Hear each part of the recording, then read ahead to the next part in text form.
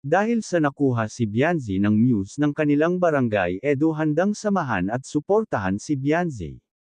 Bianzi papayag kaya na sumama si Edo, bago ko ipagpatuloy ang maiksing reaction video na ito hiling ko lang napatapusin ang panunood nito para malaman ang nilalaman nito at kung bago ka pa lang sa munting channel na ito paki-subscribe para lagi kang updated sa video ng mga kalingap.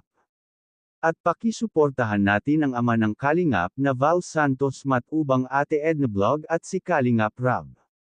Isang mapagpalang araw sa inyong lahat mga Kalingap at shoutout nga pala sa patuloy na sumusuporta sa aking YouTube channel lalong-lalo na sa mga viewers natin na walang sawang nanunood at sumusuporta, maraming salamat.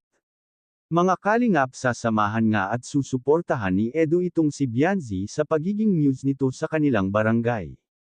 Lahat kasi ng barangay ay maglalaban-laban sa liga na iyan kaya panigurado tayo na maraming tao at syempre maraming muse din kaya gustong samahan ni Edo si Bianzi para suportahan ito. Syempre gustong iparamdam ni Edo kay Bianzi na lagi siya nakasupport dito. Ganito talaga sa Kalingap, dapat suportahan ang bawat isa. Kaya nga ang gusto ng mga Kalingap ay walang maglilihim, dapat sabihin kung ano ang gusto para masuportahan. Kaya nga sinabi ni Kalingap Rab na dapat one family para magsuportahan bawat isa. Alam mo na Bianzi dapat walang lihiman, baka naman kasi kaya naglilihim si Bianzi ay nahihiya na ito magsabi. Maraming viewers ang nagtatanong kung sasamahan ba talaga ni Edo si Bianzi.